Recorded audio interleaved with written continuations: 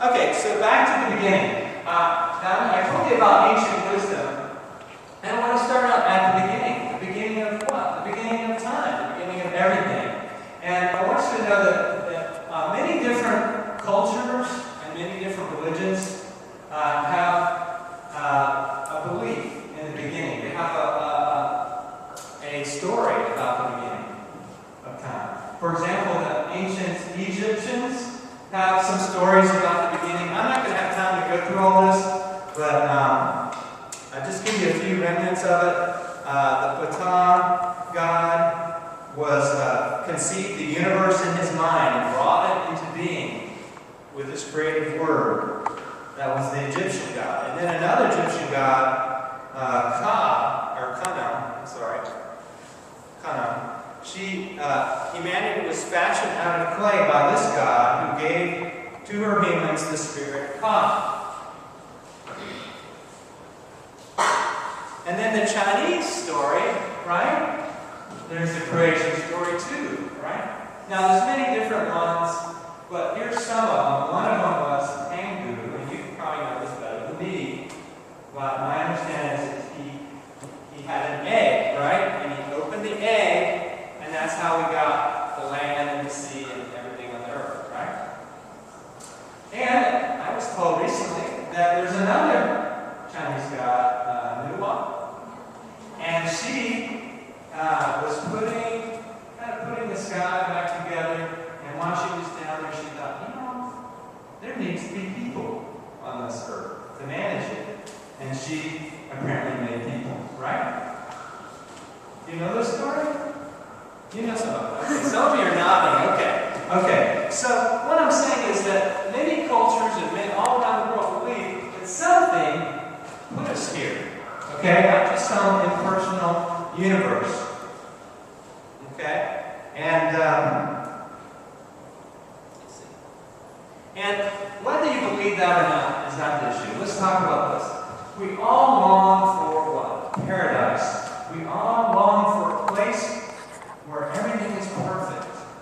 Okay? In the ancient Hebrew story, there was a Garden of Eden as well, and God created everything good, meaning that there was wholeness and harmony between God and humanity, among humans and between the rest of the created order. There was intimacy and love, kindness and mercy, honesty and integrity, peace and harmony, and all the needs were met. Now, whether you believe how we got here is an issue, think about it. Don't we all long for that? Don't we all want in our hearts a place of paradise? It's the longing of the human heart. So you don't have to look far, just look at your own heart. And you see that we want love, we want kindness, we want a place in this world where there isn't strife, there is honesty, peace, and harmony. Would you agree with that? Yes. It's in the human heart. However, as you may all know, this world is not a paradise, is it? It's not. And so we all instinctively know that paradise was lost. Okay? And so the Hebrews believe that, Adam and Eve ate the apple, that. And they were sent out of the garden. Well, whatever story you want to believe, the important thing is that paradise was lost. Man disobeyed, and that resulted in conflict. And you look around today, miscommunication in relationships, greed and lust. Isn't that in our world today? Lies and deceit are in our world. Wars and conflict. This is not paradise, is it? In our world today, something happened. Evil and destruction are around us. Impoverishment. People are poor. People don't always get their needs met. And there is suffering, grief, and despair. Now, I don't think we were designed originally for all this.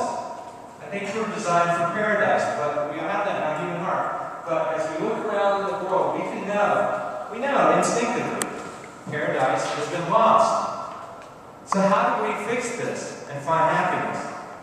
We can't go back. They tried to go back, and there was a flaming arrow saying, a flaming angel saying, with a sword, you can't come back here. They could only go forward. And that's how history has gone. We've gone forward in time. We can't go back in paradise. So how do we fix it? Well, it's by these things. Reconnecting relationships. Forgiving and accepting. Embracing wisdom. Regaining integrity. Promoting peace and harmony.